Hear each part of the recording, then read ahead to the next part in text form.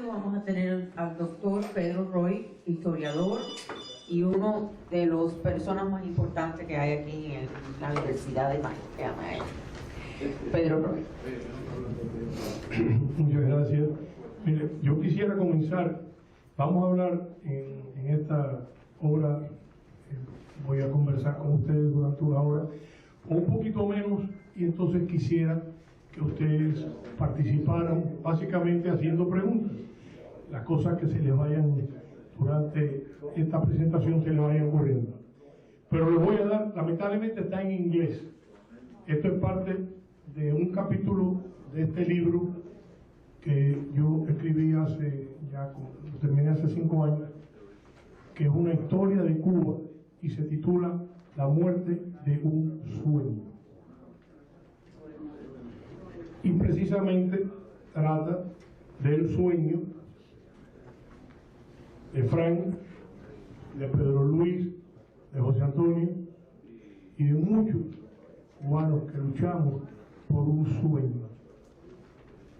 Y es un sueño que terminó siendo una historia de fracasos y de crímenes. Entonces, quisiera que ustedes me hacen el favor, lo vamos pasando.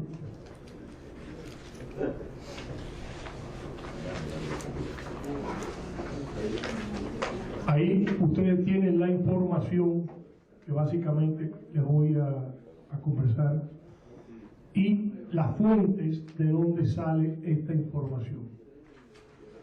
Si tienen alguna dificultad, yo estoy seguro que entre ustedes hay quien puede traducirlas. Si no, yo con gusto pues lo ayudaría. Son 5 días en que ustedes van a estar recibiendo básicamente información. Luego se ha dividido el programa en 2 elementos. Uno es muy técnico y tiene que ver con que ustedes puedan elevar sus niveles de conocimiento de la internet, del website, de lo que viene a ser la revolución informática que hoy está transformando el mundo. Lo que está ocurriendo es, ya yo me siento que vivo en el Parque Jurásico, un dinosaurio, porque a mí me cuesta muchísimo trabajo entender esa información, pero la juventud del mundo, excluyendo lamentablemente la juventud cubana, no participa como debiera participar, porque lo hace marginalmente de la revolución informática. Pero esa es parte de lo que ustedes van a recibir en estos días. Y hemos tenido la buena fortuna de que ya se los conocieron, son instructores de primera clase. Y ellos, utilizando los beneficios que tienen precisamente la computadora, pues le van a ofrecer a ustedes esa información, y esperamos que cuando ustedes terminen esa fase, ustedes hayan alcanzado un alto nivel de eficiencia en el manejo de la tecnología moderna, y que al mismo tiempo ustedes puedan ser portadores de ese conocimiento. Y lo segundo, ustedes vamos a tratar de ver, porque es muy difícil, y yo por lo menos no pretendo darles un curso de historia, porque eso tomaría meses, pero abrirle algunas ventanas a áreas de la historia que creo que son esenciales, que ustedes empiecen, aunque ya he oído y he conversado con algunos de ustedes y veo que conocen y tienen buenos, profundos conocimientos de la historia y de la filosofía universal, pero bueno, ustedes van a tener aquí la posibilidad de ver, conocer cómo funcionan los distintos niveles de los gobiernos en el mundo democrático. Ejemplo,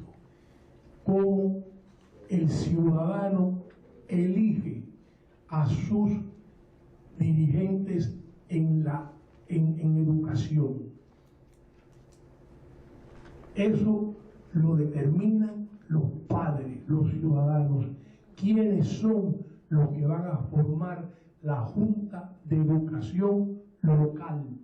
Eso no lo determina el gobierno federal, eso se determina a nivel de base. Y los que manejan el presupuesto, los que determinan todo lo que tiene que ver con la enseñanza de la juventud, se hace a nivel local y son electos por los ciudadanos en elecciones libres, periódicas y secretas.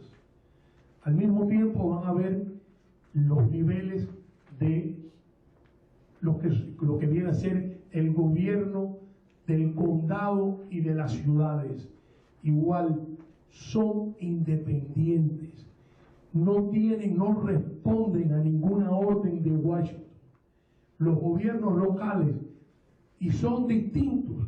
Lo que se haga aquí en Miami puede ser el énfasis de los problemas diferente a lo que se hace en Tampa o lo que se puede hacer en Nueva York o en San Francisco. Son gobiernos locales que recogen sus dineros a través de los impuestos, y de eso les hablarán los próximos panelistas, pero ustedes van a ir recibiendo no solo la información, sino los que escriben esas páginas, cómo la democracia va estableciendo y le va dando el poder a los ciudadanos a los distintos niveles.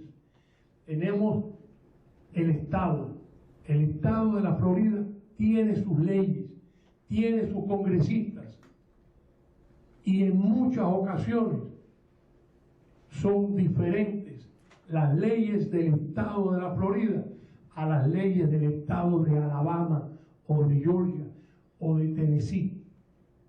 O sea, los estados tienen independencia, sus ciudadanos, para elegir y decidir distintas maneras de cómo quieren ver ciertas leyes a nivel del Estado.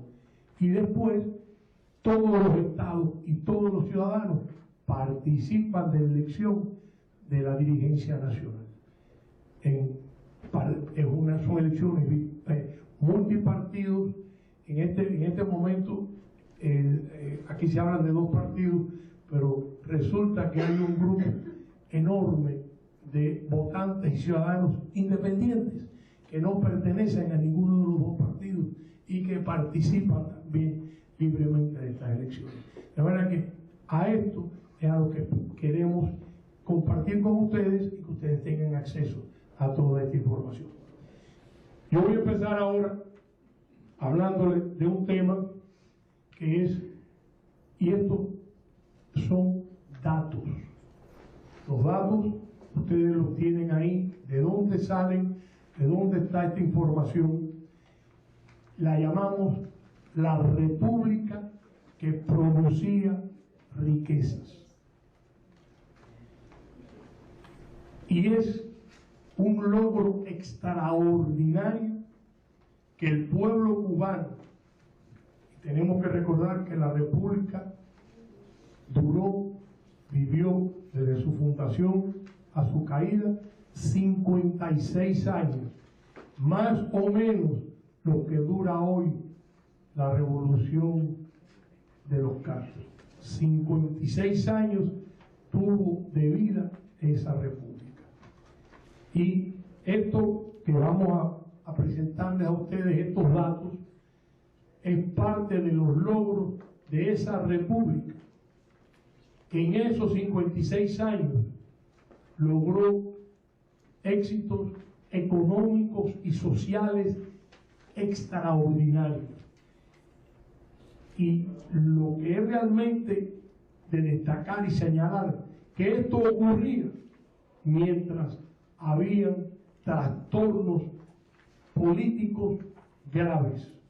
O sea, junto a todo un proceso difícil, violento en ocasiones sangrientos. Mientras eso estaba ocurriendo y mientras social, políticamente se iba desplomando la República, había cientos, miles de cubanos que iban creando lo que vamos a hablar. Eso es lo que marca y señala el gran logro de esa república que vivió por 56 años.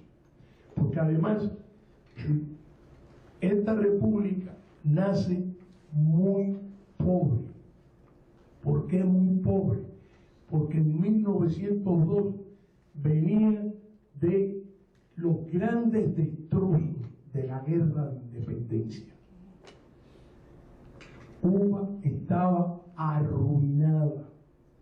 Los campos de Cuba habían sido como parte de aquella heroica lucha de los mambises, que muchas veces no tenían otro camino que la tea redentora y darle candela a la fuente de la que se nutría el tesoro de los militares de la colonia. Pues lo que resulta al final es una Cuba muy pobre. Recuerden la concentración de los campesinos que hizo Weyler, en donde miles de cubanos fueron sacados de sus tierras y llevados a esos campos de reconcentración, donde morían miles de cubanos, murieron hombres, mujeres y niños en esos horribles campos de concentración. Y esta república nace de esa miseria. De manera que lograr lo que se logró es admirable. Y les empiezo. El marco de referencia de esta república, y esto es una cosa que quiero que, independiente de la manera en que apliquen sus distintos pensamientos políticos e ideológicos, había tres elementos que marcaban esta república: la propiedad privada, el derecho del individuo a ser dueño de sus cosas, su casa, su tierra, su carro, su negocio, la propiedad privada, la economía de mercado, donde hay un mecanismo de oferta y demanda que regula los precios, donde hay competencia entre lo que están vendiendo y donde en este sistema de mercado libre, ¿quién es el rey? El consumidor, porque el consumidor es el que decide a quién le compra, a dónde va, y el que produce tiene que darme precio y calidad, porque hay otro que me lo está ofreciendo por otro lado. O sea, les estoy por arribita algo más complejo, pero es esencial. La economía de mercado la regula el consumidor, porque el consumidor con su dinero decide lo que compra. Y yo, que estoy en competencia con mi vecino, tengo que ofrecerles a ustedes dos cosas fundamentales: precio y calidad. Tiene que ser más barato que la competencia y mejor. Y eso no existe donde están los monopolios. Por eso, el sistema de mercado puede crear monopolios. Y los países, por ejemplo, en Estados Unidos, se han creado leyes contra los monopolios. Y hay momentos en que el Poder Judicial rompe los monopolios. Cuando llegan a pasar ciertos niveles, rompen los monopolios y estimulan la competencia. Y lo otro que es fundamental son las libertades individuales, donde sus derechos a expresarse sin temor a represalias son fundamentales, porque es la manera en que, si usted no está de acuerdo con lo que hace en las escuelas públicas este grupo de dirigentes que están disponiendo de lo que mis hijos, cómo se gasta el dinero o lo que van a aprender, lo podemos cambiar y pueden aspirar otros dirigentes en la educación y el pueblo decide el cambio. O sea, esas libertades individuales, pero yo puedo decir, estás equivocado, no esto, a lo mejor que estoy equivocado soy yo. Eso me ha pasado muchas veces, pero no tantas veces. Pero el derecho a poder escoger a todos los niveles sus dirigentes. Entonces, esto es parte del otro pilar sobre la que esta república se fue creando. Repetimos, propiedad privada, economía de mercado y derechos individuales. Ahora, vamos a los datos. Esto ya no es filosofía, son datos.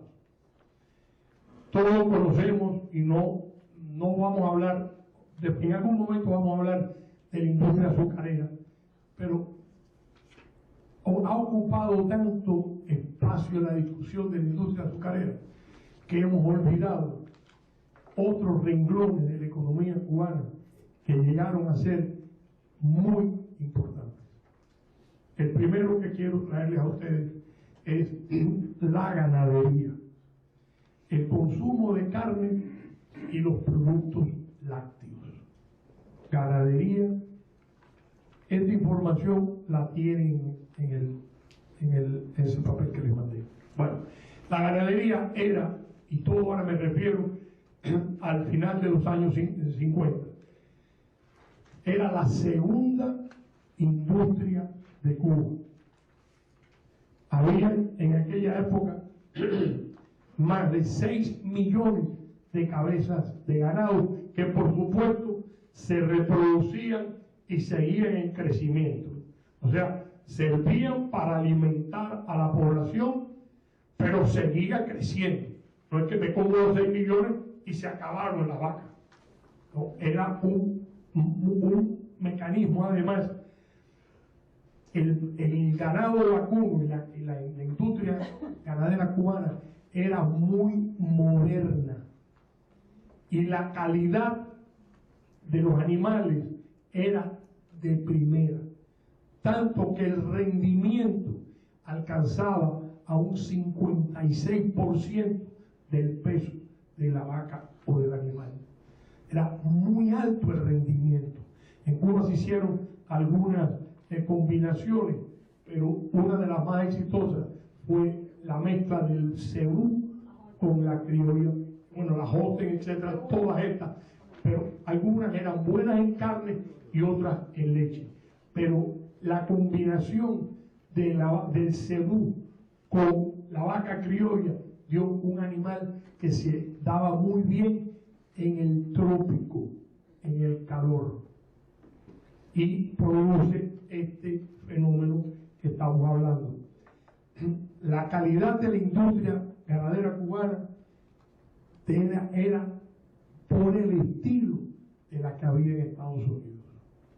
O sea, muy moderno.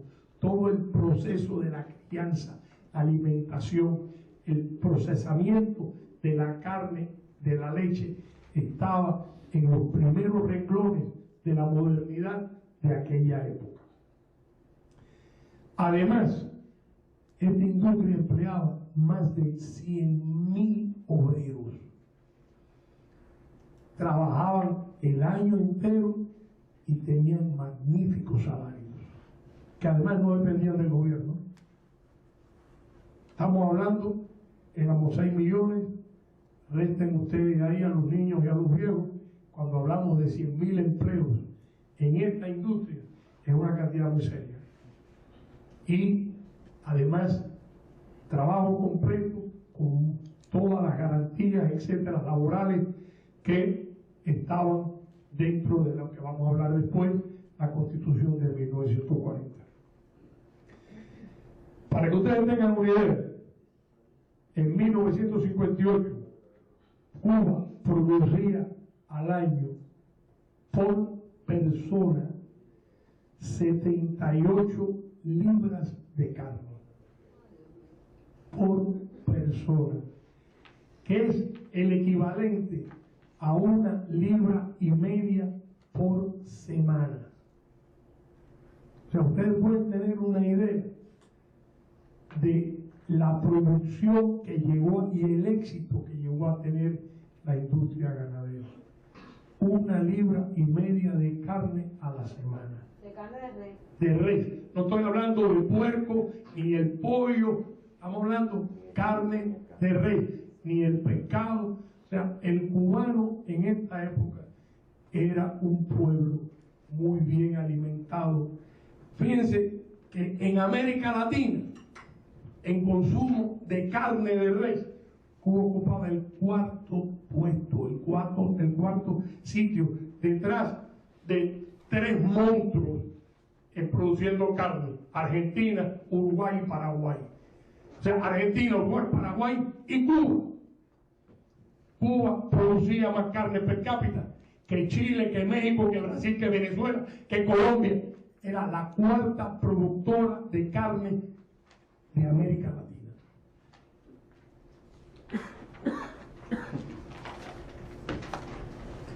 Productos lácteos. Estamos hablando de leche y los distintos tipos de leche. Entre paréntesis, y esto siempre me recuerda de las historias, de las barbaridades que decía este individuo que se escapó de un hospital de locos, que decía: vamos a ser una potencia productora de leche. Vamos a producir tanta leche que podremos llenar la bahía de La Habana de leche. Y más queso que Holanda. Sí, más queso que Holanda y que Francia. De manera que esta era la Cuba, la república, esa tan golpeada por la historia que se escribe en Cuba. Cuba producía al año 216 millones de galones de leche. La cantidad exacta la tienen ahí: 216.480.000 galones de leche. Y hoy la tienen también, ahí yo la tengo en toneladas métricas, y el equivalente de la tonelada, una tonelada métrica es igual a 264 galones. Eso en la computadora entran y le da esta cuenta que yo soy incapaz de hacerla si no tengo acceso a esa computadora. Cuba era en 1958 la 5ª productora de leche de América Latina. La 5ª. Cuba estaba estamos hablando per cápita: Brasil primero, Argentina, México, Colombia y Cuba. En ese año, en el 58, había en Cuba 7 plantas industriales de leche condensada y de leche evaporada. O sea, el acceso a la leche para los niños, los viejos, para hacer batidos, lo que ustedes quisieran, se compraba en cualquier esquina de Cuba. Ustedes se podían tomar un batido de fruta sin problema de ningún tipo. Había acceso, y a todos los niveles. Yo recuerdo que de las cosas que tenían, por supuesto, había un puerto de chino que hacía uno de los batidos más exquisitos que yo me hubiera tomado, y lo hacían, eran de caramelo, con caramelo, pero era exquisito. Y lo habían de mamey, de zapote. Para nosotros los orientales, el mamey; para los habaneros, el zapote. Y por ahí las frutas, de todo. De manera que Cuba era la 5ª productora de leche. Esa república la había llevado a ese lugar. En consumo, producción de arroz. El arroz es uno de los platos favoritos de la comida nuestra. Nos cuesta trabajo pensar en una comida que no tengamos arroz. Bueno, pues en 1957 Cuba era ya el cuarto productor de arroz de América Latina. Por encima de nosotros estaban Brasil, Colombia, Perú, y entonces venía Cuba. Y producíamos per cápita más arroz que México, que Argentina, que Chile y todos los demás. La producción de arroz llegó en un momento a ser el 55.5% del consumo de arroz. O sea, lo que había que importar era el 45%. Y estaba en camino muy fuerte de crecimiento. Pero llegar a producir más de la mitad del arroz que consumía el cubano fue un logro extraordinario del campesinado cubano dedicado a esa producción. Y por eso, señores, a mí me cuesta mucho trabajo entender, y esto es una muestra fehaciente del fracaso de la Revolución Cubana, cuando en esta época se podía hacer todo esto y hoy hay que importar más del 70% de lo que se come en Cuba, en un país que podía alimentar a sus pueblos, porque tiene tierra fértil y un campesinado que en un momento fue de los más productivos y de los más eficientes del mundo. El campesino cubano muy eficiente y una enorme capacidad de producción. ¿Cómo es posible que solamente puede producir el campesinado cubano el 20 o el 25% de lo que come el cubano? Ustedes entenderán las razones mejor que yo. Para mí es inexplicable. Hay muchas explicaciones filosóficas, etcétera, que las entiendo, pero donde para mí queda muy claro el gran fracaso es en la producción de la tierra, porque estas son estadísticas y datos reales. Esto es lo que no enseñan en los cursos en Cuba, en la producción de esa república. El consumo de calorías de Cuba estaba Cuba el número 3 en consumo de calorías en América Latina. Solamente Argentina y Uruguay consumían más calorías que los cubanos. Y estamos hablando muy balanceada, o sea, en este consumo tanto carbohidratos como proteínas. Era un consumo excelentísimo el que tenía el pueblo cubano a todos los niveles. ¿Alguna pregunta antes de pasar a inversiones de capital? Profe, yo quería hacer una preguntita a usted como estábamos, me gustaría hacerle la pregunta siguiente. Profe, venga acá, estas estadísticas que usted nos está brindando aquí, porque una de las cosas que las personas, y veo que usted está utilizando un método que se llama, que se utiliza en la universidad, el método interactivo, en que usted me pregunta, y la estadística es una cosa que nos hace comparar. Yo tengo una anécdota de un viejo amigo mío, de mi papá, que él tenía una peletería de zapatos, una peletería. Entonces, él era un hombre mayor, pero hay un limpiabotas. Ten cuidado con lo de mayor. No. Mayor de edad. Hay un limpiabotas que le dice estaban debatiendo, estábamos conversando, habíamos como 5 días conversando, pero habían 2 personas que tenían ideas comunistas, su ideología era comunista. Entonces cayeron en el debate de que el sistema este es mejor, que el otro sistema es mejor, y entonces Rodrigo le dijo, ¿tú lo conoces? Rodrigo saca un peso. Le dice, mire, yo no voy a hablar de quién es bueno o quién es malo. Yo lo único que le voy a dar este peso a usted. Me trae una libra de carne que vale 17 centavos, una libra de arroz que vale 3 kilos, 1 kilo de manteca y una contra de café y azúcar. Si con este peso usted me trae eso hoy, es que el sistema de usted es mejor que el mío. Y no vamos a hablar de política, no estamos hablando de política. Eso es lo que quería decir en aquella época. Pero eso es muy práctico. Muy práctico. Muy práctico. Entonces, Eso es indiscutible. Discutible. Yo me lo trae perfecto y si no me lo puede traer, pues no seguimos hablando. Es tuyo, no Hay es que mío. hablar. Entonces la estadística es una cosa que nosotros tenemos que aprovecharla. Las personas cuando ven las cosas es cuando se las comparan. Y es donde caemos en la impotencia.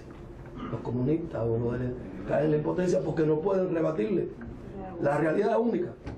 No tengo zapatos. Mi abuelo tuvo 18 hijos. ¿Cómo los mantuvo? Que usted estaba hablando de matadero. Mi abuelo dirigió un matadero. Y tuvo 18 hijos. Y hoy las madres no pueden mantener uno.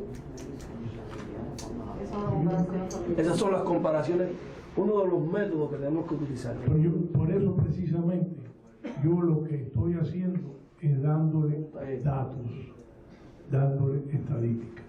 Dígame, maestro. Un dato muy interesante sobre el ganado vacuno es que Cuba estaba exportando carne de alta calidad. Efectivamente, La pregunta mía es el dato, ¿no? Cuba tenía, usted dijo, más de 6.000 cabezas de ganado. 6 millones. 6 millones. En el año 1959, la República de Venezuela le compró a los ganaderos cubanos 30.000 novillas para fomentar la ganadería venezolana. Que llegó a ser excelente, entre Sí, paréntesis. esa Con los años, negociación se llegó a ser cerró. excelente. Esa negociación se cerró en las ferias ganaderas de Rancho Gobierno en el año 58. Sí, señor.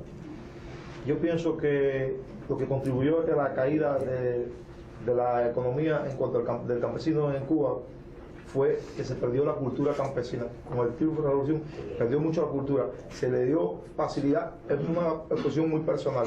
El No, campesino, es muy válida la verdad. el campesino, por ejemplo, yo no soy un economista ni tengo grandes conocimientos de esto, pero son cosas que yo me doy cuenta, porque yo soy hijo de campesinos. Mis padres sintieron que había mucha facilidad en la ciudad, se fueron del campo, entregaron las tierras a una casi obligatoria que había que entrar en cooperativas. Cuando esas personas mayores ya se quedaron en la cooperativa, la tierra se perdió, está perdida y nadie produce porque la cultura campesina fue desapareciendo paulatinamente. Nada más quedaron los valientes que se quedaron con su tierra y no la entregaron para cooperativas, que casi era obligatorio cuando andaban la gente del INRA, cuando aquello, cayéndole atrás a la gente para que se sumaran a la cooperativa. La cooperativa demostró en Cuba que eso no cumplió objetivos jamás para que hubiera producción para el pueblo. Señores, yo quiero que ustedes entiendan otra cosa. En Cuba había pobreza y habían áreas pobres. O sea, no se imaginen que esto se repartía por cabeza. O sea, yo recuerdo, siendo de Santiago de Cuba, y caminábamos, yo estudié en el colegio de Dolores con los jesuitas, que precisamente por ahí pasó el personaje que se escapó. Yo estoy seguro que escapó de Mazorra en algún momento. No, es psicópata, pero loco no. Si el loco no tiene responsabilidad, y es responsable de todo. Me gusta mucho, Es psicópata, muy bueno. no loco. Escapó, pero en Mazorra también hay psicópata. Eso sí. La cuestión es que yo recuerdo haciendo excursiones por la sierra, haber llegado a bohíos campesinos muy pobres, pero al mismo tiempo habían varias cosas.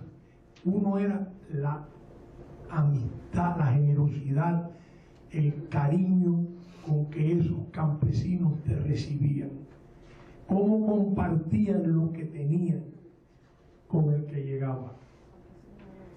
Y siempre había comida, porque la sabían producir, la sabían administrar y sabían negociar lo que les sobraba, lo vendían, y porque tenían esa habilidad de poder producir y vender sus productos.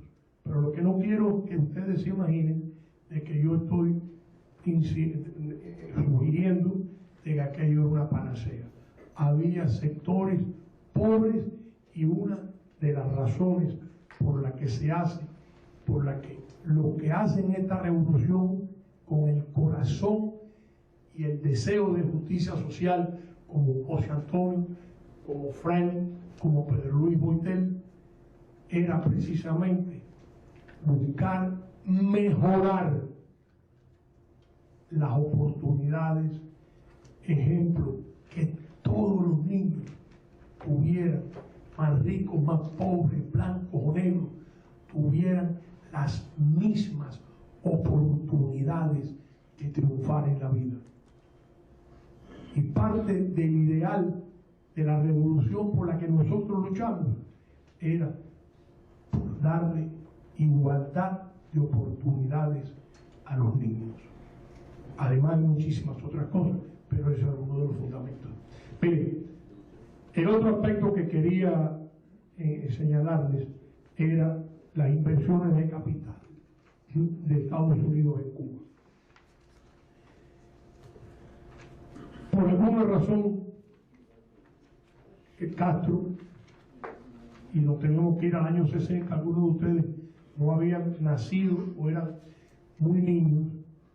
En el año 60 había en el mundo un pensamiento o una concepción de que el comunismo podía triunfar en el mundo, que el comunismo y la Unión Soviética eran imparables.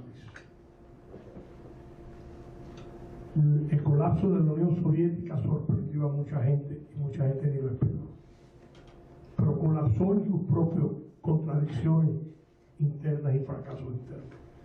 Pero en el año 60, estamos hablando además de un psicópata oportunista, Castro decide abandonar esto que le voy a explicar ahora y abrazarse a la Unión Soviética, que era un fracaso en el camino, pero que no lo sabía. Él pensó que se había unido al futuro y al éxito del futuro. Y su ambición lo lleva a ese abrazo. A lo mejor fue marxista desde que nació o no, eso es otro debate.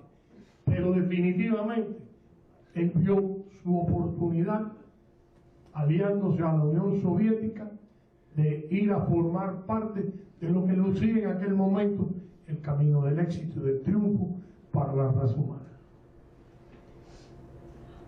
Y lo que no quieren reconocer ni aún hoy, porque insisten en esto, cuando han llevado el marxismo eterno y lo han puesto a nivel de la Constitución, esto es para siempre, ya como ley fundamental, creo que es el artículo 5, el artículo 1 de la Constitución, el 5, ¿no? Se equivocaron y ahora van a ver ustedes cifras, porque Cuba era socio del primer mercado del mundo. No había necesidad de tú romper para 55 años después estar mendigando que le abran las puertas de ese mercado. 55 años para regresar a esto. Pues esto que les vamos a conversar ahora es parte de las vueltas que dieron y cómo rompe la revolución con el primer mercado del mundo, que Cuba tenía incluso un acceso y tenía tratados prioritarios. Las inversiones, el valor en Cuba en este año, y se la doy el valor en aquel momento, 861 millones, que esto se computó en el 98, 1998, es equivalente a 4.3 billones de dólares. En aquel momento, en dinero de hoy, Estados Unidos tenía invertido en Cuba más de 4 billones de dólares. Con eso fue por lo que rompió Castro, entre paréntesis, cuando se abrazó a la Unión Soviética. Pedro, quería hacer una declaración. Que Cuba tenía dos procesos. Económicamente lo que tú acabas de decir es correcto. Sin embargo, políticamente teníamos problemas serios. La Cuba antes del 52 ya iba recorriendo un camino democrático. En el año 1952 se rompe esa democracia por el golpe de Estado después de Madrid. Eso trajo un gran desequilibrio en la sociedad cubana. Los que tenían mucho no sufrieron nada, pero la mayor parte del pueblo, que eran los pobres, sufrieron mucho. Y la lucha no empieza el 1 de enero de 1959. La lucha por la libertad total del pueblo cubano empieza el 10 de marzo de 1952. Bueno, yo les decía precisamente cuando comenzaba que lo extraordinario es que llegamos a estos datos en medio de una situación política muy lamentable, como explicaba mi amigo Alberto. Pero bueno, fíjense, las inversiones en Cuba eran mayores que las inversiones de Estados Unidos en México, en Argentina, en Francia o en Alemania Occidental. O sea, Cuba, las inversiones en Cuba eran extraordinarias. Más de 4 billones de dólares tenían invertido. Y teníamos acceso al primer mercado del mundo.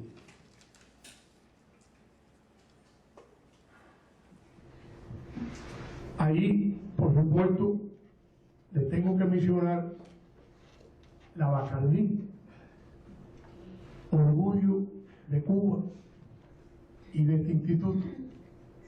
Esta es la Casa Bacardí y ellos han sido muy generosos en mantener el esfuerzo de investigación histórica que se hace en el instituto. Te salió Oriente.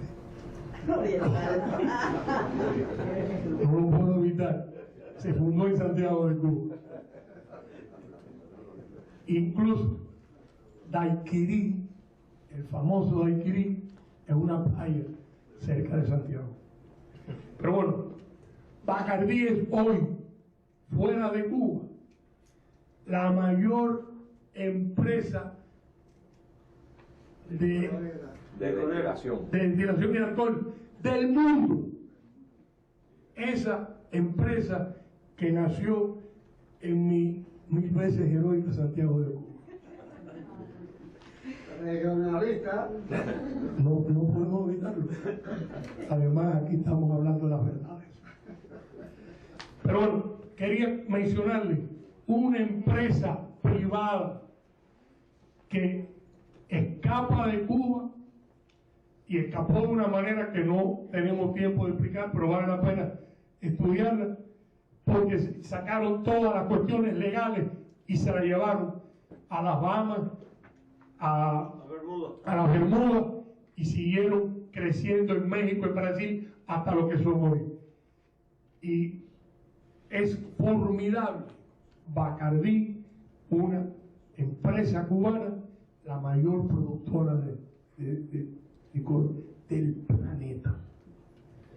De refrescos, los refrescos en Cuba, la Coca-Cola tenía embotelladoras, se fabricaba en Cuba. La Coca-Cola, después llegó la Pepsi-Cola, pero además había refrescos que espero que ustedes puedan disfrutarlos aquí, refrescos hechos en Cuba, como la Jupiña, la Materva, Irumber, Salutari, Cawi, Piñalanio, Cawi, Orange. Oigan, en Santiago teníamos Quinavero, pero había, o sea, Cuba tenía y se están fabricando muchas de ellas aquí en Estados Unidos en este momento. Pero había en los refrescos accesibles al pueblo. O sea, usted podía coger en los carnavales de Oriente de Santiago, usted podía coger una enorme borrachera con 50 centavos. El Pru. El Pru es mágico, señor. Jabones y detergentes. Igual, habían grandes empresas como Sabatés, Crucellas, La Gravi. En los años 50, los jabones, la producción de jabón sobrepasó 100 millones de libras. 100 millones de libras producción de jabón. Y igual los detergentes para lavar y limpiar las cosas de la casa, de la cocina, etc. En automóviles, Cuba estaba en el segundo lugar en el uso de automóviles en América Latina, después de Venezuela. Había un auto por cada 45 personas. En los ómnibus, que nosotros llamamos los guaguas, ustedes viven todos los días la tragedia del transporte. Parte de lo que no entienden los que piensan que Cuba es una panacea para la inversión, no saben que cerca de la mitad de los empleados no tienen cómo llegar a sus centros de trabajo, porque el transporte se ha roto, colapsado.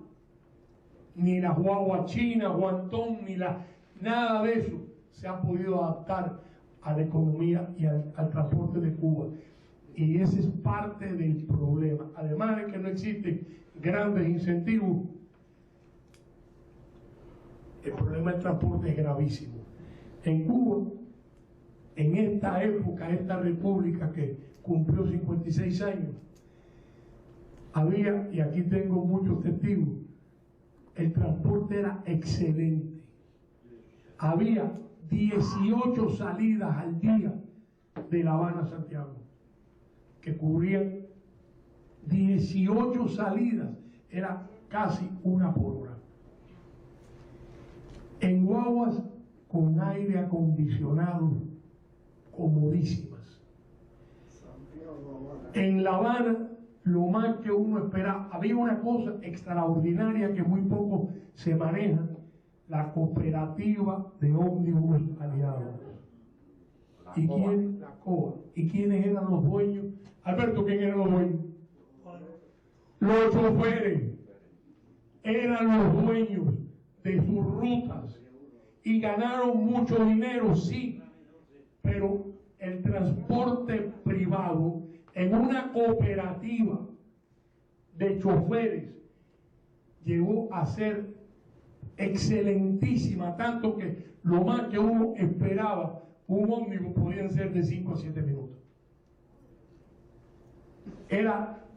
Había momentos pico en que había que engancharse. No, pero en hora no pico, lo más que uno estaba en una parada eran 12 minutos, porque eso yo lo viví. Lo más. No más de eso.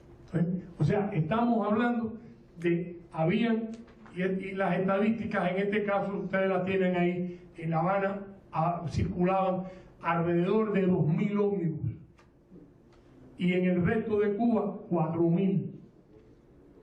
Además, cuando le sumamos, habían cerca de 2.000 ómnibus que daban servicios a colegios, hospitales, turismo, hoteles. O sea, estamos hablando de un transporte extraordinariamente efectivo.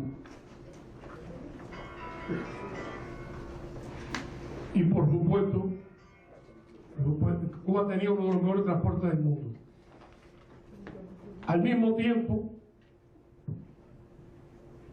esta facilidad de poderse mover generaba en la economía mucho dinero, porque no solo podía viajar el trabajador, sino viajaba también el consumidor, el que tenía que comprar lo que fuera, en donde sea, se podía fácilmente desplazar hacer su compra. De manera que un buen sistema de transporte no solo contribuye a que el trabajador pueda ir a su centro de trabajo, sino contribuye a que puedan generar el consumo y el cambio, la venta en todos los centros del país.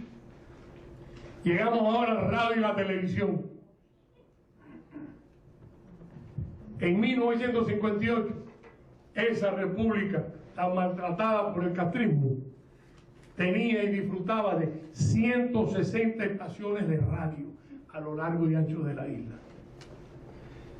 En casi todas las ciudades importantes de Cuba, incluyendo a Holguín, de mi querido Pedro Peñaranda, había estaciones de radio, estaciones de todo tipo, 160 estaciones de radio que le transmitían a más de 1 millón de radios. En Cuba había un radio por cada 6 personas. Estamos hablando hace más de medio siglo. Y llegamos a la televisión, que llegó a Cuba en 1950. Yo, antes de que llegara la televisión, tenía que escuchar en radio los 3 Villalobos, que algunos nos acordamos. El rey de los campos de Cuba. El episodio de Manuel García. Ese es el episodio de De Manuel García. Guillermo Moncada. En fin de cuentas, Cuba estaba colocada en el mundo entre los primeros que recibió esta maravilla, la televisión, de la tecnología moderna. En 1952, Cuba fue la primera en América Latina que transmitió televisión a colores. Que por cierto, tengo entendido que esa planta de televisión a colores terminó en la Unión Soviética. En 1954, hace 64 años, Cuba transmitió en vivo un juego de la Serie Mundial de Pelota del Yankee Stadium. Uno no, los 7. Bueno, lo digo yo, todos. La serie completa se transmitió. La serie se transmitió y fue algo extraordinario, porque se colocó un avión, un C-46, que recibía la señal del canal 4 de Miami, la lanzaba, le tiraba la señal al avión, y había un receptor en Cárdenas que tenía la gran cadena de televisión en Cuba que se llamaba CMQ, y esa transmisión llegaba en vivo desde el Yankee Stadium a Baracoa. Y las peleas de boxeo de la Gillette Se daban en vivo también. De manera que estamos hablando, hace 64 años el cubano podía disfrutar, y cuando hablamos de televisores, había un televisor en Cuba por cada 15 personas. O sea, estamos hablando era masivo el impacto de la televisión en Cuba. Masivo. De manera que, estamos hablando de 400.000 televisores, que entre paréntesis, esto fue una de las cosas que sirvió a el proceso de Castro usando la televisión. Yo creo que uno de los impactos negativos que tuvo precisamente este gran fue facilitarle esa tribuna. Había 400.000 televisores y podía entrar en las casas de millones de cubanos. Vamos a ver, que nos queda, quiero darle tiempo a ustedes para... El Banco Nacional de Cuba se creó en 1948 para regular el sistema monetario. Esto fue una transformación extraordinaria, porque al mismo tiempo al mismo tiempo, se crearon unos bancos regionales y dedicados a áreas específicas, como la agricultura. Precisamente uno de ellos es el Banfay, el Bandés, eran varios, fueron 4. pero estos bancos prestaban dinero a los medios y pequeños hombres de negocios, agricultores, para que abrieran sus restaurantes, sus pequeños hoteles, lo que quisieran, a un interés muy bajo. O sea que en este momento la República, que muere a los 56 años, en medio de un colapso político, seguía generando riquezas. No, la asesinaron. Sí, la asesinaron. Me gusta más esa palabra, que vale. Asesinaron. Y les voy a dar estas últimas estadísticas que ustedes tienen ahí. Los bancos populares, estos bancos contribuyeron a desarrollar una enorme variedad de comercios. Entre ellas, les voy a dar estos datos. En Cuba había más de 500 laboratorios de farmacia. 500 laboratorios de farmacias. Miles de bodegas a lo largo y ancho de Cuba. Usted podía, a 2 cuadras de su casa, había una bodega seguro. De bodegas. Bodegas. No es lo que hay ahora. Llenas, quiero decir. Repletas. Bodegas, Había de todo. bodegas, no lo que hay ahora. Sí. Había tiendas de ropa, había quincallas, tiendas de ropa, pero que podían llegar a la altísima calidad de tiendas como El Encanto, que fue orgullo de Cuba y que fue posteriormente imitada en otras partes de Europa, como en España, donde las galerías preciadas, entre otras, son una copia del Encanto de Cuba. Restaurantes y fondas en toda la isla. Yo recuerdo mucho de muchacho que me gustaba, como a muchos de los que estamos aquí, comer en las fondas chinas, porque se comía muy rico y muy barato. Pero había cientos de restaurantes de todos los niveles, desde el Carmelo, que era carísimo para el presupuesto de este santiaguero, a otros de todo tipo, hasta, como digo, llegar a la fonda. Además, ¿quién se puede olvidar de los carritos que vendían pan con lechón? No, y la frita, los puestos fritas. Y los puestos de frita, que además no la hemos logrado imitar. Hay algo en la frita de aquella época que miren que hemos tratado y no hay manera de imitarla. Eran exquisitas. Dulcerías por todas partes, barbería, peluquería, panadería. Nos aburrimos. Y esto que él le está empezando a indicar, había más de 600 cines, 58 periódicos a lo largo y ancho. Habían periódicos regionales y habían periódicos nacionales. Revistas de todo tipo, pero incluyendo a Bohemia, a Carteles, revistas de gran calidad que todavía hay muchos sitios en el mundo que no han alcanzado la calidad de las revistas que se publicaban en Cuba en esta época, con plumas, con escritores de primera clase, con unos periodistas investigativos extraordinarios. Esa prensa, que era una prensa muy activa, también vibró e hizo que esa república viviera un periodo de una gran, no solo prosperidad, sino libertad, porque Bohemia, por ejemplo, que muchos la culpan de los males de Cuba, pero tenía periodistas que sirvieron muy bien a la República. Además se fabricaba calzado, pequeños, por ejemplo, negocios de reparación. Se reparaba cualquier cosa, un automóvil, una máquina de coser, una máquina de escribir, la lavadora.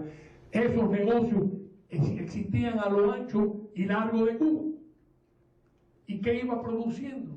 Una clase media que en Cuba llegó a ser importantísima en la economía del país, y una clase de trabajadores independientes que también podían disfrutar del beneficio de su esfuerzo y su trabajo. Si querían trabajar con la familia 14 horas para producir más, lo podían hacer libremente, y vendían sus productos y vendían sus servicios.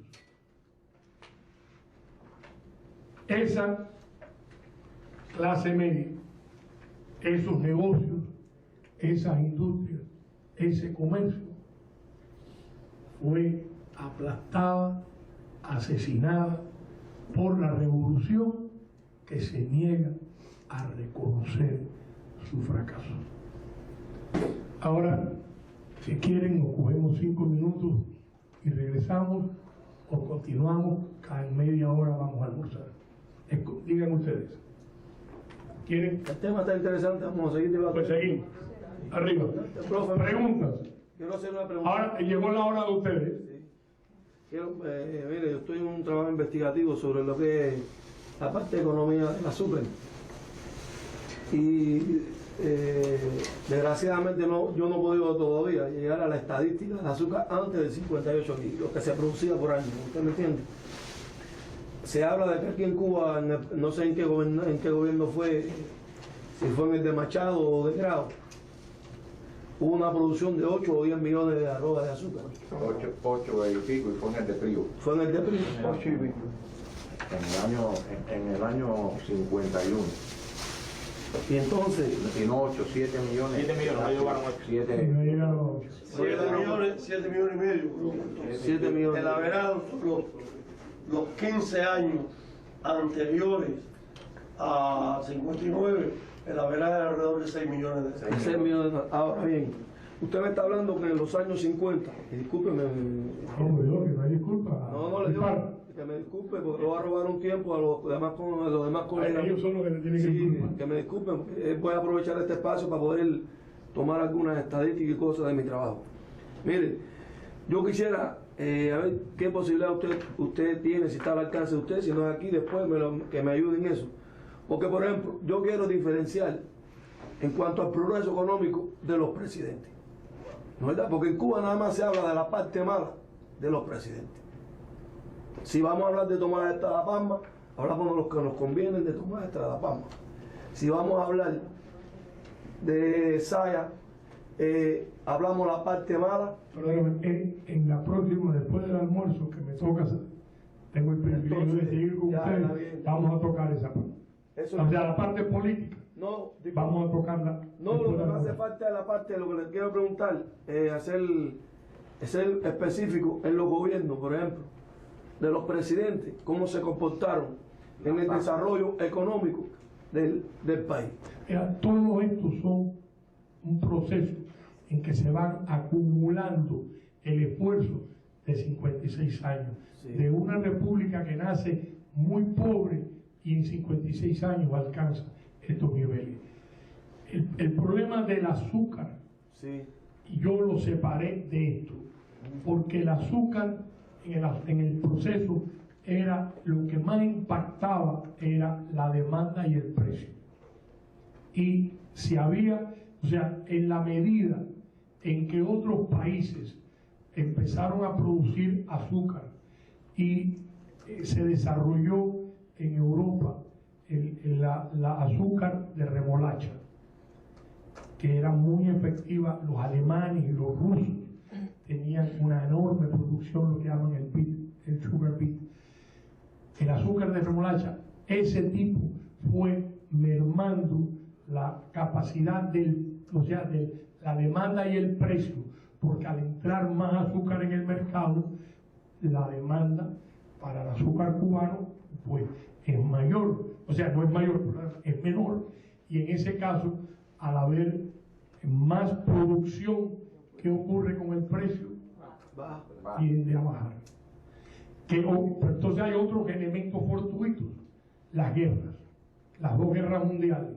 Pues las dos guerras mundiales dispararon el precio del azúcar por las nubes.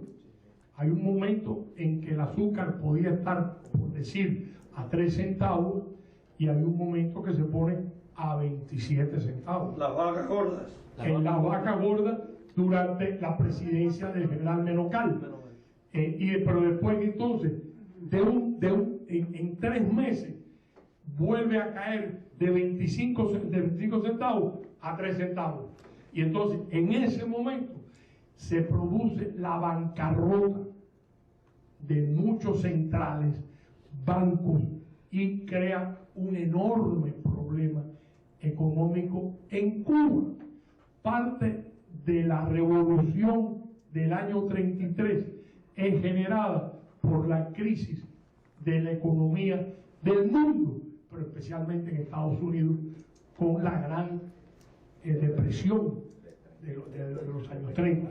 Y en Cuba fue extraordinariamente, golpeó muy fuerte. O sea, que cuando hablamos de esta república y hablamos del precio del azúcar y hablamos de la industria del azúcar, tenemos que tener en cuenta que había cosas que estaban fuera del control del cubano.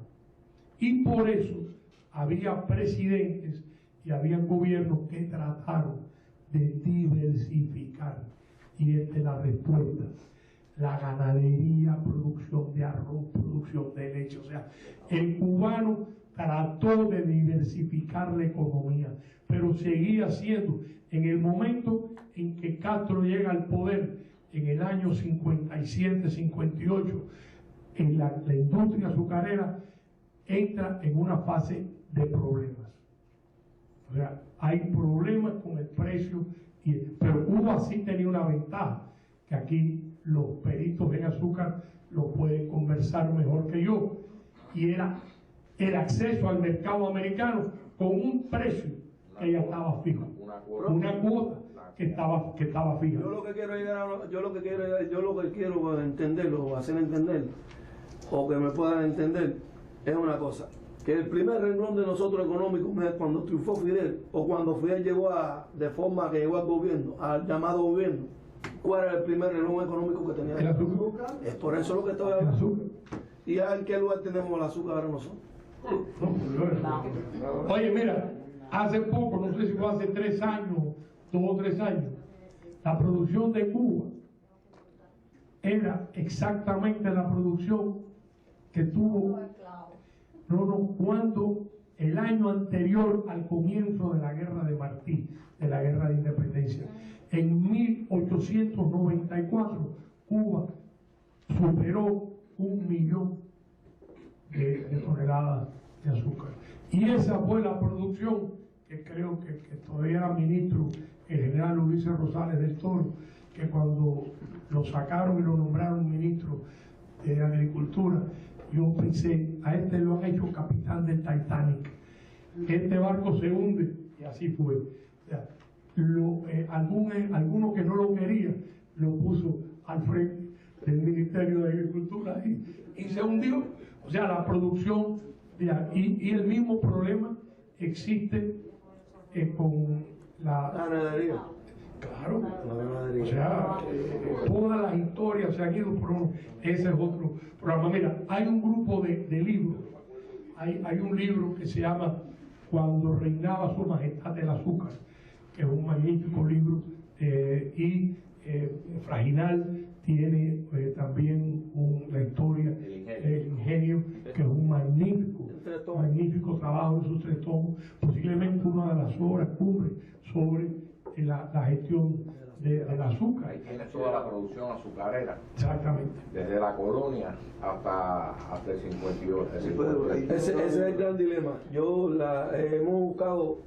Pero tiene acceso ¿dónde está? a los libros de Moreno Frajinal. Sí. Pero, Y se editaron ahora en la Feria del Libro. bueno, Ahora, Sí.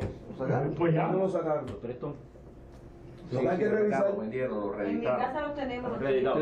Pero mira cómo tienen acceso. Pero además hay otros.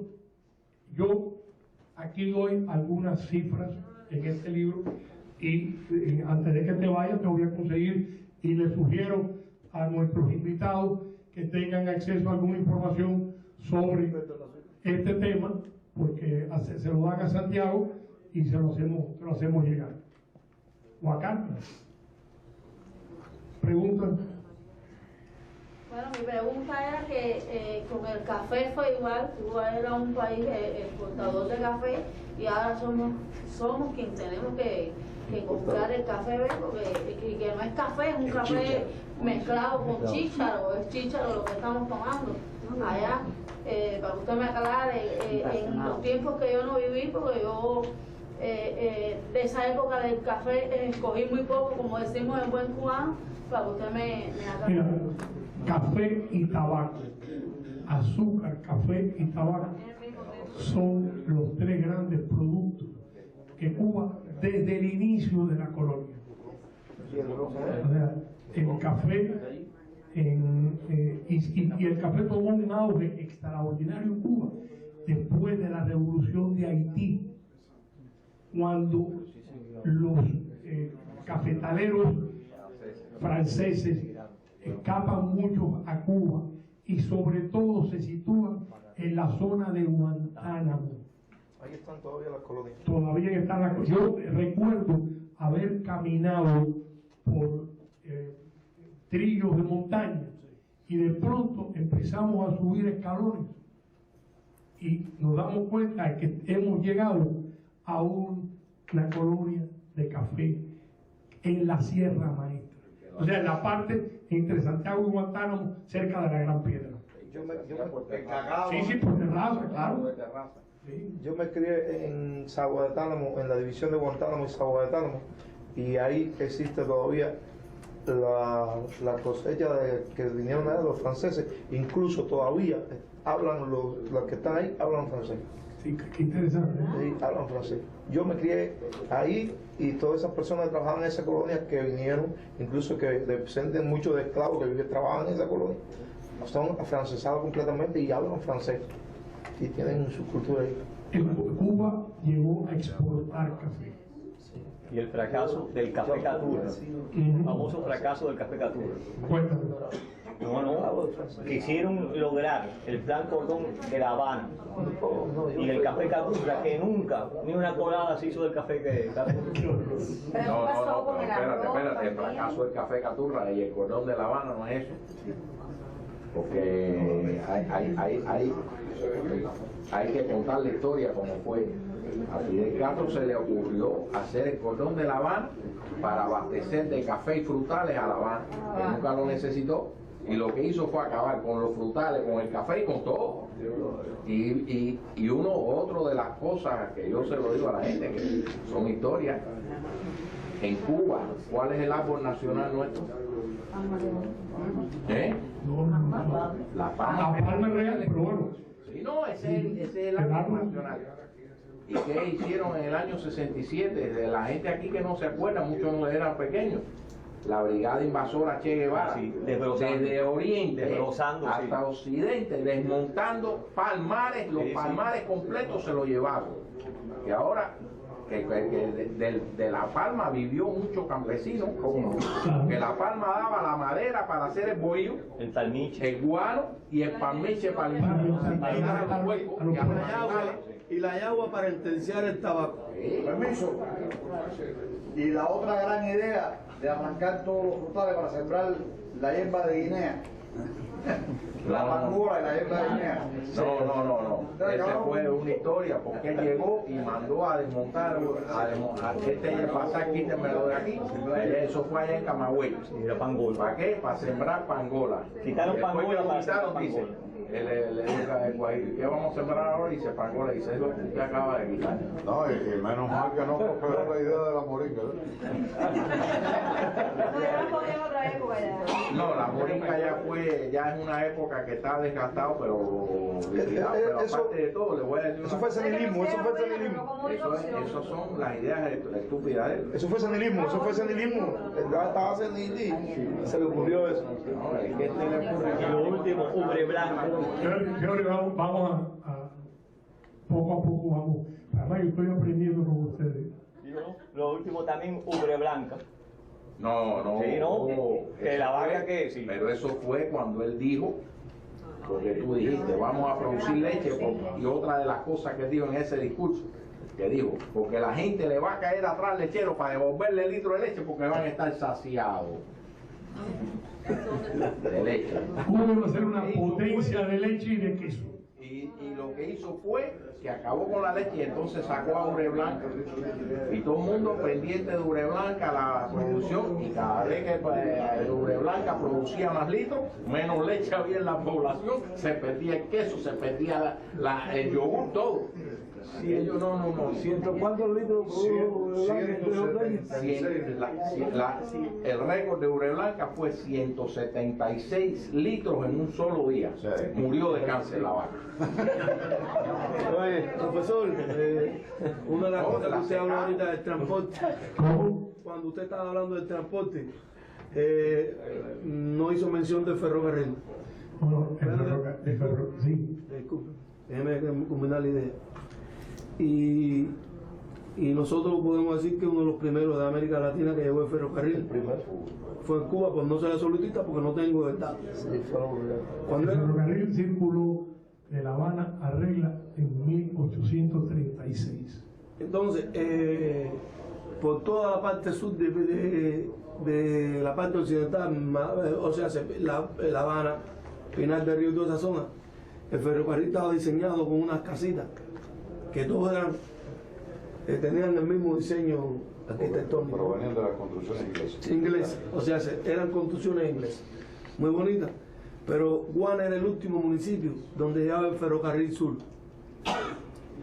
Había una plataforma que aquello había que ver, las locomotoras lo movía un viejito que tenía cerca de 80 años con una mano. La locomotora, porque era giratoria, o sea, si el tren llegaba, sí, tenían que girarlo, usted lo giraba y ya ponía en forma. Era una rueda. Una rueda. Y entonces estaba así, le daban la vuelta y entonces salía. Todas esas casitas que se mantenían en buen estado, que era patrimonio, porque es patrimonio de la nación cubana, todo eso se ha ido deteriorando. Aquella vuelta que nosotros como muchachos ayudábamos a aquel viejito a dar la vuelta, cuando llegaron unos famosos buques, le decían que eran rusos, que tenían eran coches locomotores, cogieron un día, trajeron unos camiones de volteo y fundieron toda esa. Y se acabó. Sí, pero es que ahora no tenemos los buques. Hay tantas cosas que no tenemos. Vamos a tener que prolongar la clase unos minutos, buscar un error en el almuerzo y se va a demorar unos minutos más. No, como aquí nosotros seguimos conversando. Ok. Sí. Perdóname. Yo tengo un querido guayamés que levantó la mano. Por favor. Yo quería hacer una observación. Hablaste de la industria azucarera, de la industria del arroz. Y la primera vez que se sembró arroz en Cuba fue en el año 42, porque no había arroz, porque no lo traían de la China por la Segunda Guerra Mundial y de aquí de los Estados Unidos. Y en 13 años o 14 años ya producía suficiente arroz para eso. Entonces alguien habló de la exportación de carne de Cuba. Pero nada de eso, Cuba exportaba ganado de raza aquí a los Estados Unidos para padrear. Y a Canadá también. Y todas esas cosas, muchos centros de inseminación artificial se crearon en las zonas ganaderas de Cuba para poder mejorar la industria del ganado. Y además, el café, Cuba era uno de los 3 países en la América que tenía y que regía la industria del café con Brasil y Colombia. Y todo eso, como natural, desapareció.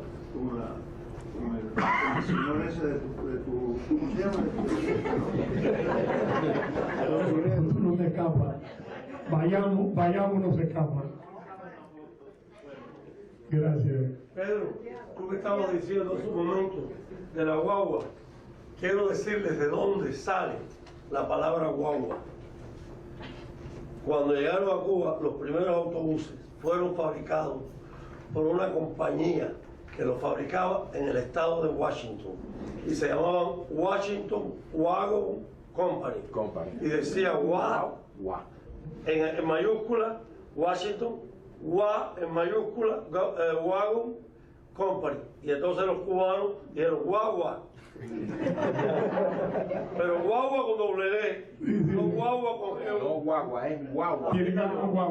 Profesor, todavía en la bahía de Nuevita existe el lugar exacto por donde decía acá que exportaban el ganado para acá, para Estados Unidos. En una punta que dicen punta de ganado, existe el lugar exacto, todavía está los mecanismos antiguos para enganchar y sacar y todo eso. Ahí. Pero miren, lo que yo quiero que ustedes se lleven y recuerden es que Cuba creó cientos, miles de renglones de trabajo, desde los más ricos como los dueños de un central azucarero o de una gran finca ganadera, a negocios de restaurantes, peluquerías, barberías, teatros, cines. Había tanta actividad económica. Estamos hablando de miles de diferentes actividades económicas en manos de empresarios privados. Porque hay algo que sí está muy claro y es que el gobierno no, en ninguna parte del mundo, sabe generar riqueza. No, pero si los gobiernos no generan riqueza, lo único que hacen es cobrar. Gastar. Fundamentalmente es la pequeña empresa que genera empleo y genera perspectiva. Sí, pero es importante, cuando nosotros, por ejemplo, parte del debate en Estados Unidos, y para que entiendan esto, el liberal o el conservador en Estados Unidos se diferencia a otras partes del mundo y a veces no se entiende qué cosa es un liberal o qué es un conservador, y tiene que ver con el tamaño de los gobiernos. Los conservadores americanos quieren gobiernos chiquitos y el liberal quiere gobiernos más grandes, razones básicamente sociales. O sea, ¿cuántos elementos de burocracia para la ayuda social yo necesito tener para satisfacer las necesidades de los niños pobres, de los ancianos que quedaron desvalidos, etcétera, de los incapacitados? Y ese es un debate interesantísimo que al final se decide en elecciones. Cada 4 años se hace una consulta y el pueblo decide si quiere la plataforma de menos gastos del gobierno, porque hay un equilibrio.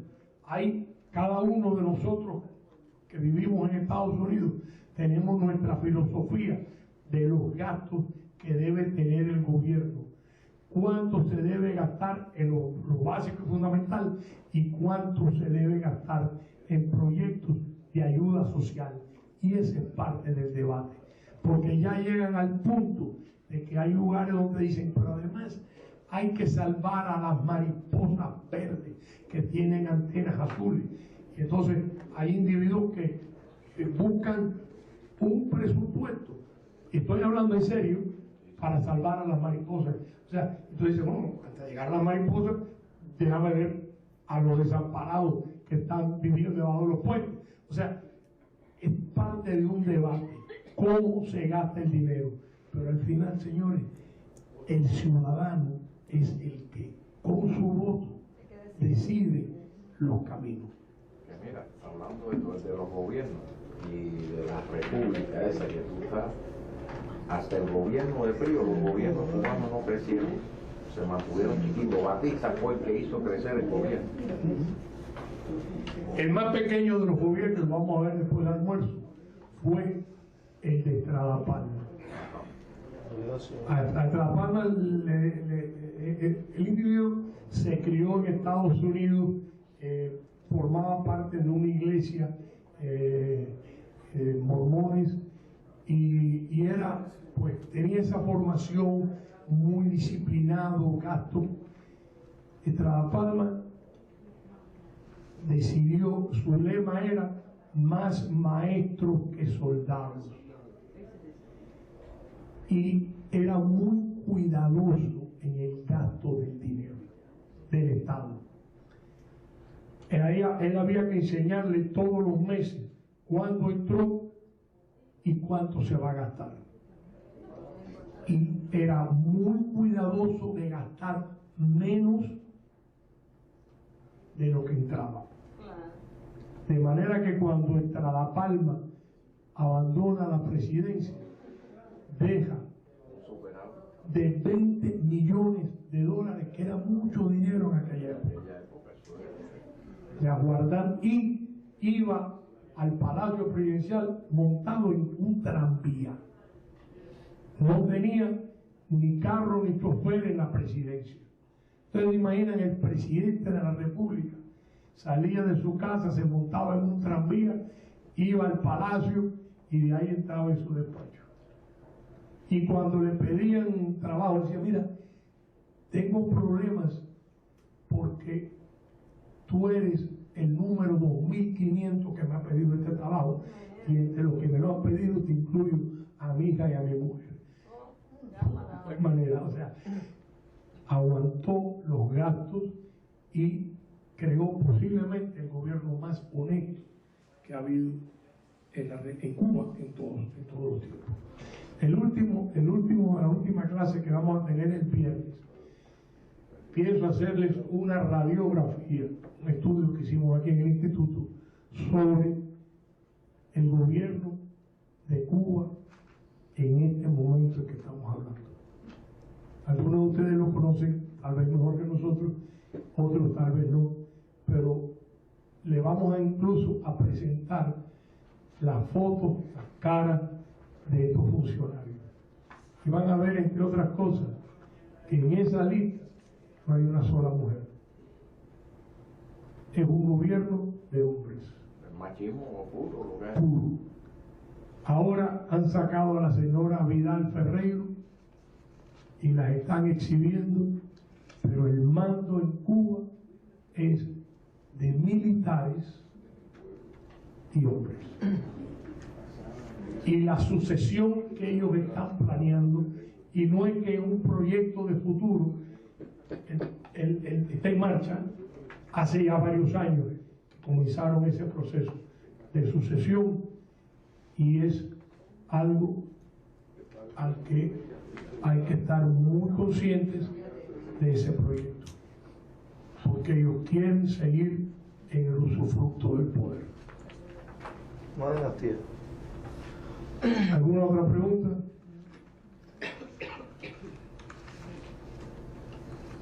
Vamos a darnos 5 minutos para meditar. ¿Alguna pregunta? Alberto, yo sé que tú quieres decir algo. Todavía no. Adelante. Mira, cuando dijiste un gobierno masculino solamente, es un gobierno racista. ¿Cuántos negros cubanos están en el poder? ¿Cuántos negros cubanos tienen mandos? Van a ver en esa fotografía que son muy pocos. No, pero no eso. El racismo de este gobierno se ve en el tratamiento que le dan a los negros opositores. Oye, negro, pero ¿cómo tú vas a estar en la oposición contra el gobierno si nosotros te hicimos personas? Eso se lo di yo a un oficial de la seguridad del Estado. A todos se lo dicen. ¿Cuántos negros generales hay en el ejército más grande casi de América Latina, que es el de Cuba? Después de muerto Almeida, no queda mucho. Está generales. El jefe de las fuerzas especiales, de las tropas especiales del Ministerio del Interior, que ahora Francis. El problema es que el negro está en el choque. El negro lo pone en la posición de choque. Bueno, pero él, de los pocos, Juan Almeida fue por mucho tiempo el que ellos exhibían. Y aquí su hijo, Juan, nos cuenta los horrores que a él le hicieron por criticar al gobierno. O sea, y parte de lo que le decían era esto que tú acabas de decir: ¿cómo tú te atreves si te hemos hecho persona?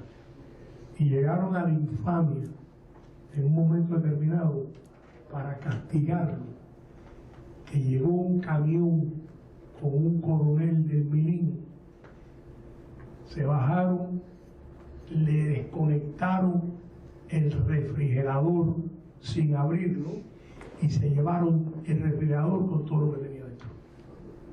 Y ese día no tenían ni qué comer. Así son, en este caso, cómo tratan a los hijos de los que fueron muertos ya, Juan Almeida, lo que ellos consideraban un héroe de la revolución. Por favor.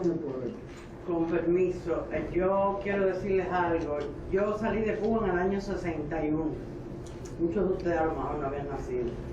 Me extraña mucho que he hablado con muchos de ustedes que no sabían que la familia de José Antonio Echeverría se fue de Cuba por la traición. Nosotros hubiéramos podido ser gobierno en Cuba, pero nuestros principios no los compraba ni Fidel, ni el gobierno americano, ni nadie. Yo lo sabía. Tengo pena de que se quieren relatar conmigo. No se pongan bravos, pero no me gusta. No me gusta porque hoy en día hay muchas cosas y yo llevo 50 y pico de años en este país, tengo 7 hijos, 16 nietos y me he dedicado a trabajar para Cuba. Cuba está en mi corazón, todos somos hermanos. Yo no creo que hay diferencia entre el cubano de allá y el de aquí. Lo que sí hay diferencia es en la dignidad, en los principios y en el valor. Y eso no se lo puede comprar a ustedes nadie. Nadie, porque mi hermano iba a cumplir 25 años. Y se murió, la sangre la dejó ahí. El hombre que lo mató en el piso, fueron a buscar a mi madre para que lo acusara. Y mi madre no lo acusó. Y mi hermano era católico, apostólico y romano y confesó y comulgó antes de salir a la Plaza Palacio. Porque estuvo escondido 2 meses en un convento franciscano. No sé cómo es que ustedes no preguntan, ¿y dónde estará esa familia? ¿Y qué? Yo no sé. No sé, porque muchos de ustedes yo les preguntaba, me han dicho que no sabían que nosotros estábamos. Sí, nosotros sí. Pero nosotros sí también nos conocemos. ¿Ustedes han visitado el museo? Sí, ¿cómo que Pero acuérdense que ellos, es mentira, exactamente es mentira. es que ellos no tienen acceso a la información para saber lo que ustedes. Nosotros no teníamos acceso ni internet ni eso. Somos el mismo pueblo de El mismo pueblo, nosotros sí. Ellos saben porque eres del mismo pueblo. Yo sí lo he leído porque han aparecido en algunos libros, ha aparecido lo de que la familia de José Antonio Echeverría tuvo que emigrar. Y que no estaba. Tuvo que emigrar por principio. Sí, por eso. A nosotros nadie nos votó de Cuba. No, por eso. Sabemos hasta del otro hermano usted que luchó también, que tuvo un accidente en la Copa del Cementerio de Cartas. Sí, ahora Nosotros sabemos todo eso. Me alegro. Pues nada, yo estoy a su disposición. Yo en otra oportunidad les voy a traer un libro que se ha hecho de mi hermano, para que si alguno quiere, porque yo a veces se puede regalar que viene de Cuba y no quiere llevárselo para Cuba. Le cogemos la palabra. Antonio, de hecho nos han expulsado hasta del cementerio. A nosotros hicimos una protesta y nos dirigimos hacia el parque donde hemos sido expulsados, nos han hecho pacto de repudio. Nosotros sí llevamos a... Fidel se cogió el muerto. Exactamente, y sabemos que no sé. Fidel se cogió el muerto. Lucy, pero eso, por eso precisamente, la imagen de José Antonio está presidiendo en este instituto, está presidiendo esta reunión. Yo sé, pero que lo duele. Claro, te entiendo perfectamente, Lucy. Yo quiero hacerle una pregunta a usted, Lucy. Sí, cómo no. Yo frecuentemente paso por donde supuestamente cayó su hermano, a un costado de la Universidad de La Habana, donde hay un escrito que supuestamente él escribió con su propia sangre, que dice "Viva Fidel". Su propia sangre no escribió nada, porque la derramó allí. Con la sangre no se escribe con los hechos. Pero bueno, está allí, incluso yo me... Entonces es mentira. Claro, yo... Él los primeros 13 de marzo sacaba 2 viejos y decía, aquí están los padres de los Antonio. Y los padres de los Antonio estaban aquí porque vinimos. Bueno, pues ahí donde así supuestamente mintiendo por 50 y pico de años. Es bueno saber, mira, es muy bueno saber que José Antonio incluso no estaba a favor de él, sino cuando mi hermano viró de firmar la carta famosa de México, yo le dije, yo le tenía un apodo, le dije, ¿cómo hiciste esto? Y me dijo, mi hermana, firmé con Dios y con el diablo, pero a este HP lo tenemos que ir a bajar a tiros de la sierra. El 8 de enero Castro entró en mi casa y yo lo boté. Le dije, aquí no hay fiestas ni hay pachanga, mi madre tiene dolor, perdió 2 hijos en 11 meses. Y me dijo, yo vengo a darle mis respetos. Descarado y atrevido creo que es. Pues ahí donde está la tarja de... ¿Cuántos arañazos tiene Castro? ¿Cuántos tuvo? Ninguno. Bueno. Pues mi hermano le rompieron la cabeza 400 veces. No quiero, tú sabes, porque me voy. Te lo agradecemos mucho, pero mira, Vladimiro hizo un comentario histórico cuando Fidel se entera en la sierra que se estaba produciendo el asalto a Palacio, se puso como un loco. Sí, pero yo no sé si se puso loco, no, él de loco no tiene nada. No, de la reacción y acusa. No, él había mandado un telegrama diciéndole a mi hermano que era un capitán araña. Pero ¿dónde estaban los hechos? Precisamente dice que lo que habían hecho era un putsch, era un ataque, una traición. Todo eso lo dijo Fidel. Fidel dijo que había sido un derramamiento inútil de sangre. Exactamente. Eso es público. Eso fue, oye, eso fue lo que dijo. Eso fue después. Pero él no lo que dijo privado, que lo que dijo. Esto lo dijo en privado, no lo dijo en público. ¿Usted estaba con él allí en la sierra? No, un primo mío. No, porque siempre hay alguien que está... No, un primo mío que peleó y llegó a comandar, bajó con los grados de comandante. Y después lo destituyeron, lo votaron. Actualmente el carro que asaltó sobre los balazos, ya no sirve porque lo van a echar ahí impacto y lo dejaron. Bueno, mucho gusto y... Por favor, Lucy, muy bienvenida y muy querida, como siempre. Yo sé, Pedro, yo sé. Yo vine porque el doctor Alberto Hernández es parte de mi familia y él fue el que me dijo para venir y por eso estoy aquí con ustedes. Y nos sentimos además, Lucy, nos sentimos muy honrados. Yo sé, pero yo sé que cuando tú nos abriste las puertas en Radio y TV Martí, se hizo el documental de su vida, que todavía existe. Y señora, tráiganos el libro, que nosotros nos vamos a encargar de introducirlo en Cuba y hacerle saber a los cubanos que hoy comparten esa gran mentira que usted está ahora haciéndonos saber a nosotros, pues nosotros nos vamos a encargar de hacerle saber al pueblo de Cuba que es una mentira. Y nosotros mantenemos una fundación aquí, no en la Universidad de Miami, pero en el FAYU. Tenemos un comité grande de personas que nos ayudan y mantenemos una beca que tienen que hacer trabajos de José Antonio Echeverría a todos los estudiantes. Y ya hemos entregado 8 becas. Porque yo creo que el futuro de Cuba está en las manos de ustedes. Pero hay que tener principios y hay que tener dignidad y hay que tener valor. Yo las felicito porque muchas de ustedes han cogido golpes, ¿verdad? Yo tenía 10 y 11 años y cuando subía a la Loma del Príncipe me quitaban la comida que le llevaba a mi hermano. Así que eso no es nuevo. No, claro. Cuba perdió el 10 de marzo de 1952. Ahí la desgraciaron. Si no hubiera habido el 10 de marzo, no hubiera habido ese día.